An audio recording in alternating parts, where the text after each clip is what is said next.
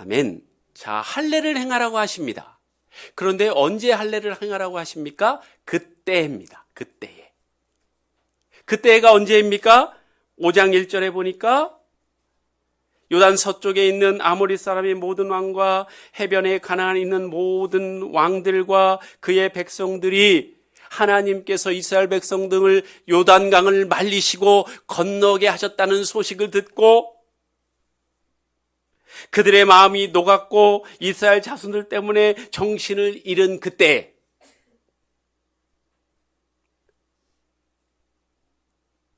이스라엘 백성들은 하나님께서 요단강을 건너게 하시니까 야, 이제 40년의 광야 생활은 다 끝났구나.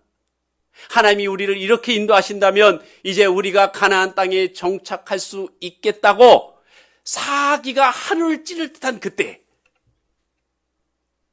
여러분, 이스라엘의 사기는 하늘을 찌를 듯하고 가나안 족속의 사기는 땅에 떨어질 그때에 무엇을 해야 됩니까? 전쟁을 해야지요. 이때 쳐들어가야 됩니다. 이때가 기회입니다. 그런데 하나님께서 할례를 행하라고 하십니다. 전쟁을 할 절호의 찬스에서 하나님께서 순종을 명하십니다. 할례를 행하라고 하십니다.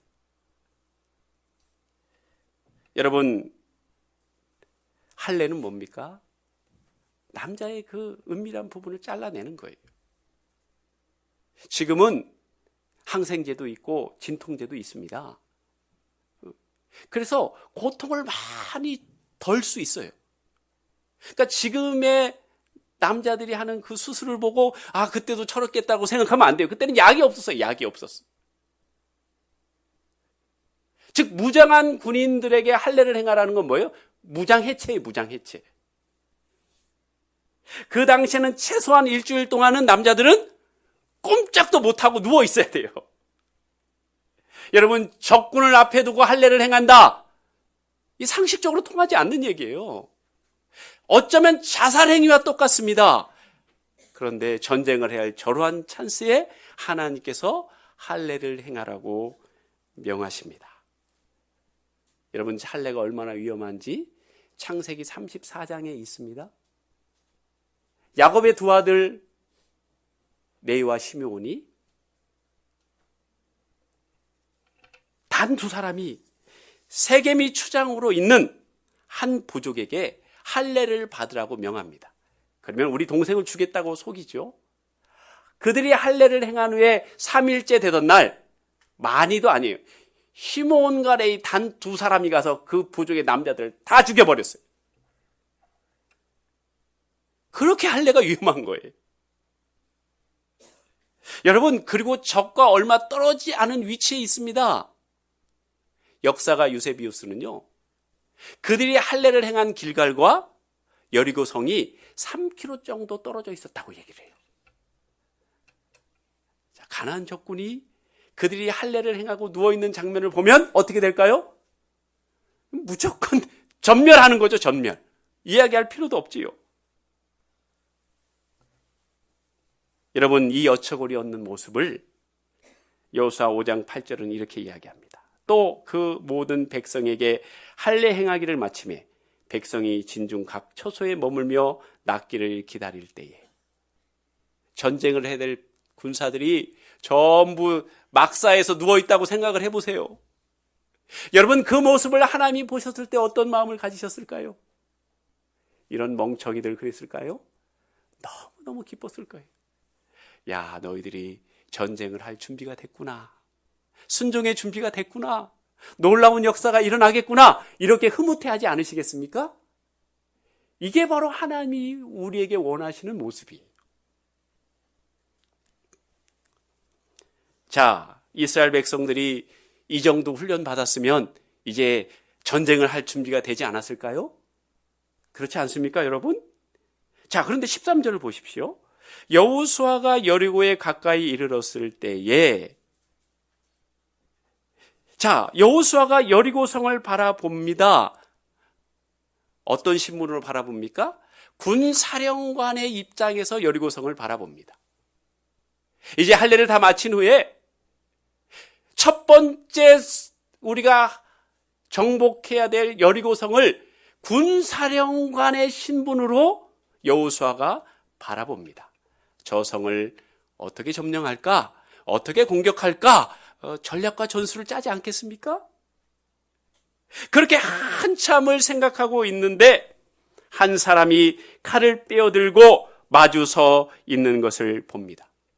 그때 여호수아가 신비한 힘을 느낍니다. 아, 이 사람이 도와주는 편이 이기겠구나.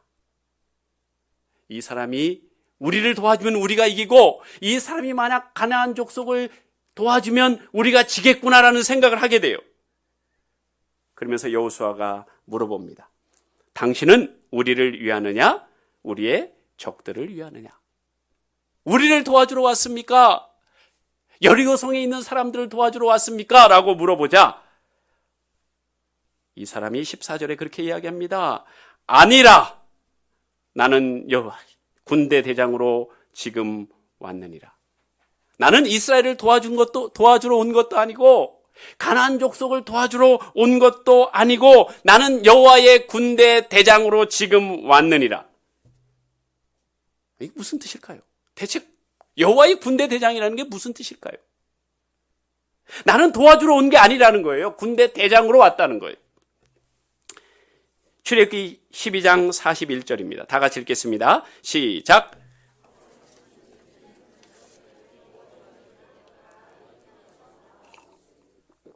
하나님께서 이스라엘 백성들이 45년 동안 430년 동안 종으로 있는 그 기간 끝나고 그들이 출애굽하게 되는데요.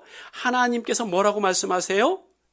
이스라엘 공동체를 여호와의 군대라고 말씀하세요. 즉 하나님의 사자 여호수아 앞에 서 있는 하나님의 사자가 이스라엘 백성들을 도우러 온 게 아니고 직접 지휘하러 왔다는 거예요. 내가 너희들을 싸움에서 이기기 위해서 도와주러 온 게 아니고 내가 직접 지휘관이 돼서 너희를 진두지휘하기 위해서 왔다는 거예요. 여러분, 여호와의 사자가 도와주는 것하고 여호와의 사자가 진두지휘하는 건 다르죠? 도와준다는 건 뭡니까? 내가 그 전쟁을 수행하고 옆에서 보조한다는 의미가 아니라는 거예요. 하나님은요, 저와 여러분의 인생 가운데 도와주기를 원하시는 게 아니고요, 진두지휘하기를 원하시는 거예요.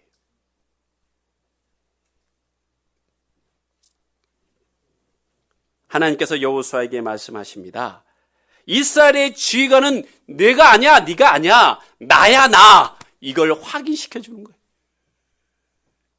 네가 여리고성을 바라보면서 군사령관으로서 어떻게 싸울지를 구상하고 있지? 천만에 군사령관은 나야 나. 모든 전략과 전술은 내가 세워. 너는 쫓아오기만 하면 돼. 이렇게 말씀하고 계십니다. 여러분, 여호수아 앞에 칼을 빼들고 있는 여호와의 사자는 누구입니까? 여러분, 이 장면은요, 단순한 환상이 아니에요. 예수 그리스도께서 성육신 하시기 전에 사람의 몸을 입고 이 땅에서 나타나신 것입니다. 예수 그리스도가 십자가에 못 박혀 돌아가시기 전에 구약의 사건 가운데 여러 번 나타나세요.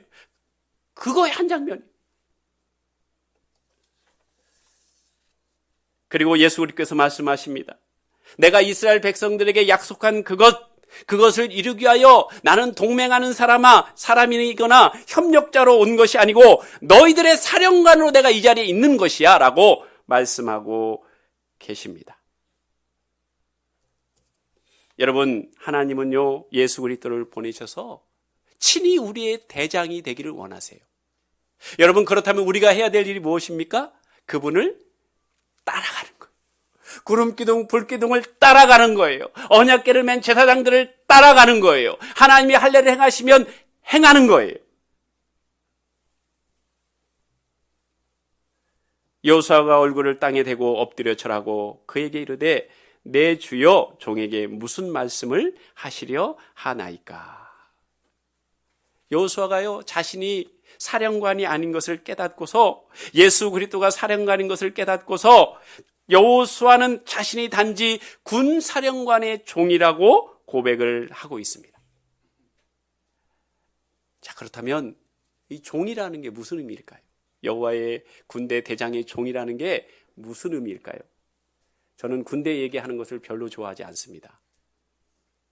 근데 이걸 설명하려니까 군대 얘기를 해야 돼요. 저는 유디치 출신이에요. 우리 동네 특공대 32사 99연대 2대대 출신입니다. 훈련을 조천훈련소에서 받았어요.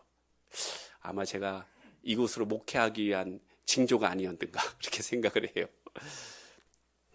저는 군수과 1.3종 개원이었어요. 원래 방위병들은 정식으로 그렇게 보직을 안 주고 이렇게 뽑아서 써요. 저도 1.3종 개원으로 일을 했는데 저희 2대대는 예비군들이 관할에 있는 예비군들이 들어와야 완편된 대대가 돼요. 거기 있는 방위병과 현역군으로는 도저히 대대가 되지 않고 예비군들이 들어와야 그래야 한 대대가 형성이 됩니다. 그래서 군수 몰자를 잘 관리하는 게 중요해요. 여러분, 방위의 생명은 뭡니까? 잘 모르시는군요. 퇴근이에요, 퇴근. 퇴근이 생명이에요. 퇴근이 생명. 자, 그런데 이 을지 훈련을 하게 됐어요. 그러면 퇴근을 못 합니다. 같이 전투태세를 하고 근무를 해야 돼요. 그리고 그때 이제 등하간제 훈련을 했는데 이제 불을 못 켜죠. 근데 이제 저희 이제 군수과 2사종 개원이 이제 하사관과 함께 담요, 이제 우리가 비축회 하고 있는 담요를 상급 부대에 가서 세탁을 하고 왔어요. 근데 밤에 온 거예요, 밤에 도착했어요. 그러다 보니까 남들은 다 자고 있는데 이제 군수과 이게 군사들 해봐야 사병들 해봐야 몇 명 안 되거든요. 한 6명, 7명. 그러니까 군수 창구에다 다 그냥 대충 깔아놓고 다 때려 넣는 거예요. 그냥 때려 넣는 거예요. 보이지도 않죠. 다 때려 놓고 창고 문을 딱 닫고 대충 세보니까 조금 부족하더라고요. 근데 저희 군수과의 책임자가 누구냐면 이 보급관인데 대위입니다. 그분이 일명 죄송합니다. 또라이인데 죄송합니다. 예. 그렇게 별명이 왜냐하면 그 전투중대에 있다가 이제 저희로 왔는데 한번 뺨을 때리기 시작하면 막사를 2번에서 3번을 돌아야 돼요. 그래야 끝나요. 왜 또라이라고 하는지 아시겠죠? 예. 제 친한 친구도 그렇게 한번 맞았어요. 그분이 우리 보급관으로 왔어요. 그 밤에 그 담당 하사관에게 물어보는 거예요. 담요 숫자가 맞냐? 틀리다고 그러니까 지금 당장 가서 다시 세라는 거예요. 여러분, 창고에 다 그냥 쑤셔 넣는데 끄집어낼 수도 없어요. 그걸 갖다 세라는 거예요. 아니, 날이 새고 세면 얼마나 좋아. 그때 세라는 거예요. 그러니까 저희들은 촛불을 들고 그냥 그 담요가 온통 꽉 차 있는 그곳에 가가지고 밑바닥부터 해가지고 센 거예요. 근데 세는데 전부 다 거기 있는 사병들의 입에서 시발 이 소리가 계속 나는 거예요.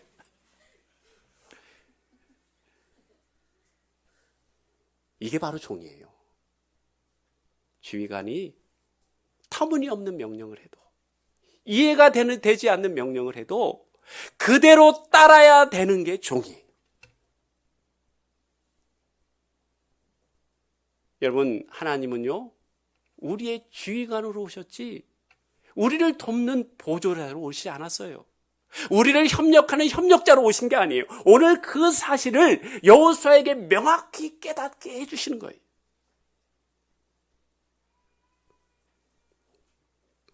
여러분, 그런데요 이 공동체에서 리더는요 이 하나님을 군사령관으로 인정하기가 너무 힘들어요. 여러분도 가정이라는 공동체의 사령관이시잖아요. 지휘관이시잖아요. 그런 한 공동체의 리더들은요 하나님을 지휘관으로 여기기가 받아들이기가 정말 힘듭니다. 여러분, 우리 가정이라는 공동체에서 직장이라는 공동체에서, 사업장이라는 공동체에서, 특히 저에게는 교회라는 공동체에서 군사령관이 대체 누구냐는 거예요. 누가 군사령관입니까? 누가 진두지휘합니까? 누가 전략과 전술을 짭니까? 여호수아가 예수 그리스도가 군사령관이라는 사실이 인정이 되자 인정을 하니까 15절과 같이 명령합니다. 15절을 다 같이 읽겠습니다. 시작.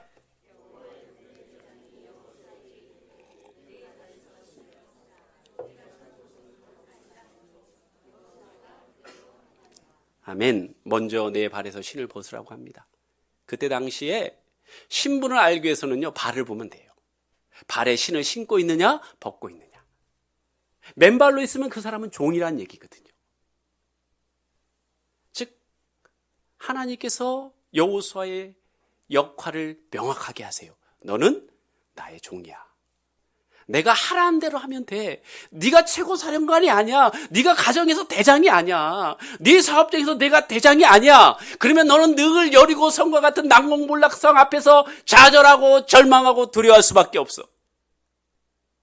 내가 이 전쟁을 이기게 할 테니까 너는 종으로 맨발로 서 네 신을 벗어라고 이야기하고 계십니다. 여호수아가 모세가 죽고 난 후 두려워할 때 하나님께서 여호수아 1장 3절에서 말씀하십니다. 내가 모세에게 말한 바와 같이 너의 발바닥으로 밟는 곳은 모두 내가 너희에게 주었노니. 발바닥으로 밟는 것은 다 줬다고 돼 있어요. 동일한 말씀이에요. 네 발에서 신을 벗어. 그럼 네가 가는 곳마다 다 그것이 너의 땅이 될 것이라고 분명히 약속하고 계십니다. 이 전쟁은 내가 싸우는 전쟁이 아니야. 내가 힘써서 얻어지는 그런 땅이 아니야. 철저히 다 내려놓고 종으로서 서라는 것입니다. 우리 하나님은요, 우리의 협력자로 오신 게 아니고 우리의 지휘관으로 오셨음을 명확히 하고 계신 거예요. 여러분의 가족의 지휘권은 누구에게 있습니까? 여러분 직장의 지휘권은 누구에게 있습니까? 여러분의 사업장의 지휘권은 누구에게 있습니까? 이 예함교회의 지휘권은 누구에게 있습니까? 여러분, 하나님께서 내가 여호와의 군대의 대장이라고 얘기하는 것은요, 내가 결과도 책임지겠다는 거예요. 네가 종으로서 나를 따라오면 내가 결과를 책임지겠다는 얘기예요. 여호와의 군대 대장이 책임지는 거예요. 우리가 책임지는 게 아니고. 여러분, 종이 어떻게 결과를 책임집니까? 여러분 책임질 수 있습니까? 여러분의 가정 책임질 수 있어요? 여러분의 자녀 책임질 수 있어요? 여러분의 사업장 책임질 수 있습니까? 예함교회를 제가 책임질 수 있습니까? 문제가 생기면 책임질 수 없다고 그렇게 고백해놓고 문제가 조금 잠잠해지면 다시 내가 지휘권을 붙잡고 휘두릅니다. 여러분 그렇지 않습니까?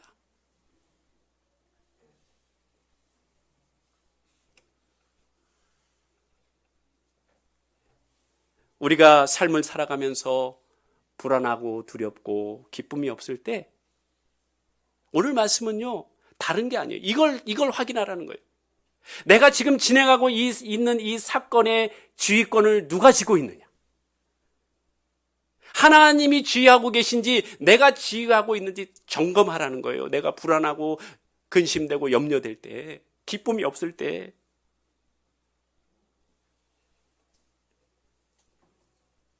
여러분, 누가 우리의 최고 사령관이십니까? 바로 예수 그리스도가 우리의 최고 사령관인 줄 믿습니다. 예수 그리스도께서 우리의 사령관이 되면, 순종하면 그 전쟁은 이미 이긴 전쟁입니다. 6장 1절에서요, 여리고가 굳게 닫혀 있어요. 그런데 하나님께서 말씀하세요. 6장 2절에서 여호와께서 여호수아에게 이르시되, 보라, 내가 여리고와 그 왕과 용사들을 내 손에 넘겨 주었으니. 아무리 남공불락의 성 여리고라도 우리 예수 그리스도가 지휘관이 되시면, 사령관이 되시면 모든 문제는 다 열릴 줄 믿습니다. 여러분, 우리가 겪는 모든 문제는요, 여리고 같아요. 만만히 볼 게 어디 있어요? 다 우리 힘으로 풀 수 없는 문제들이죠.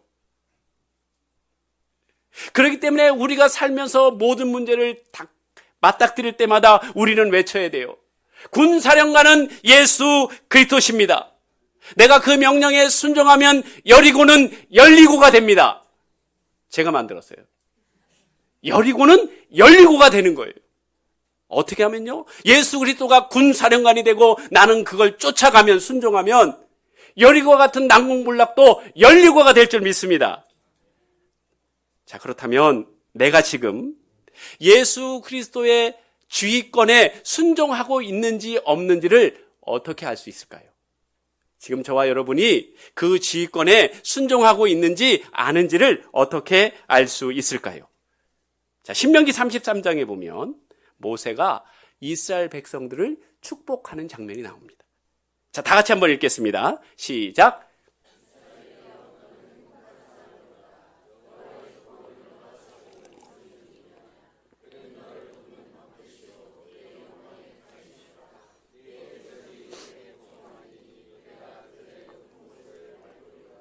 아멘. 자, 이스라엘이요. 무슨 말입니까? 예수 그리스도의 지휘권에 복종하고 있는 이스라엘이요. 너는 행복한 사람이로다.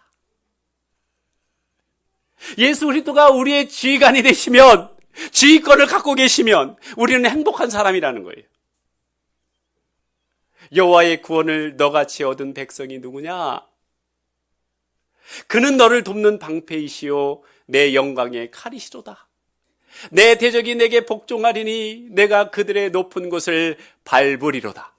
무슨 말입니까? 여호와께서 우리의 지휘권을 행사하시면 우리는 행복한 사람이라는 거예요. 여러분 행복하십니까?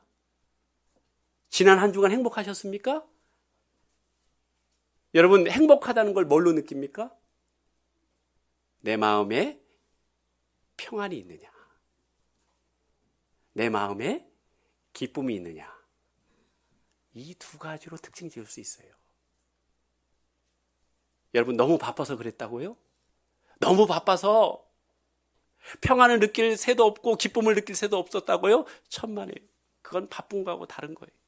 아무리 바빠도 지휘권이 예수 그리스도에게 있으면 우리에게 올 수 있는 두 가지 특징이 뭐냐?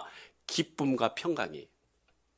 만약 그것이 없었다면 여러분이 여전히 지휘관이 되어서 그 전쟁을 수행하고 있었고 모든 걸 진두지휘하신 증거예요. 예수님이 말씀하십니다. 요한복음 15장 11절. 내가 이것을 너희에게 이름은 내 기쁨이 너희 안에 있어 너희 기쁨이 충만하게 하려 함이라. 내가 이 땅에 군사령관으로 온 것은 너희 기쁨을 충만하게 하기 위한 것이 온 거야. 요한복음 20장 19절. 이날 곧 안식 후 첫날 저녁 때에 제자들이 유대인들을 두려워하여 모인 곳에 문을 닫았더니 예수께서 오사 가운데 서서 이르시되 너희에게 평강이 있을지어다. 이 군사령관으로 오신 예수님이, 그러니까 예수님께서 우리를 다스리시면, 우리를 지휘하시면 기쁨과 평강이 따라온다는 거예요. 그렇지 않으면 다 우리가 진두지휘인 거예요. 제가 이 설교를 하면서 찔렸게요, 안 찔렸게요? 찔렸죠. 이 설교를 하는데 찔리더라고요, 준비하는데. 제가 원래 위가 좀 좋지 않아요. 근데 지난 한 주간 위가 조금 이렇게 압박이 와서 제가 좀 힘들었거든요. 지금도 좀 힘들거든요. 제가 오늘 새벽 위에게 회개했어요. 위야, 미안하다. 내가 한 주간 동안 최고 사령관이 돼서 일들을 진행하다 보니까 너에게 부담감과 책임감을 안겨줬구나. 너에게 무한한 스트레스를 줘서 네가 이렇게 힘들어하는구나. 내가 앞으로 모든 지휘권을 예수 그리스도께 이양하고 정말 나는 쫓아가는 삶을 살게. 예함교회 목회도 나는 할 수 없어. 내가 책임지거나 내가 부담감을 갖는 게 아니고 모든 지휘권을 온전히 예수 그리스도께 넘겨드리고 나는 단지 쫓아가기만 할게. 여러분의 위는 평안하십니까? 여러분의 장은 평안하십니까? 여러분의 장기는 평안하십니까? 여러분의 육체는 평안하십니까? 여러분의 마음은 평안하십니까? 여러분, 부담감과 책임감을 다 내려놓으십시오. 가정에 대한 부담감, 사업에 대한 부담감, 자녀에 대한 부담감. 여러분, 오늘 주님은 우리에게 말씀하십니다. 그 여리고 성과 같은 성을 싸워 승리하기 위해서는 네 힘으로 할 수 있는 게 아니야. 너는 나만 쫓아오면 돼. 그리고 너는 내가 주는 기쁨과 평안을 누리고 2019년을 요셉과 같이, 여호수아와 같이 절대 긍정의 사람으로 살면 돼라고 우리에게 말씀하고 계십니다. 여러분, 여러분의 지휘권을 예수 그리스도께 넘겨드리십시오. 가정에서 여러분이 휘둘르는 지휘권을 예수 그리스도께 넘겨드리십시오. 직장에서 내가 모든 걸 감당하는 지휘권을 예수 그리스도께 넘겨드리십시오. 여러분 사업장의 지휘권을 예수 그리스도께 넘겨드리십시오. 저도 예암교회의 지휘권을 예수 그리스도께 넘겨드리겠습니다. 그래야 이번 한 주간 행복한 사람, 기쁨과 평안이 있는 놀라운 은혜가 저와 여러분 가운데 충만하기를 주님의 이름으로 축복합니다. 기도하겠습니다.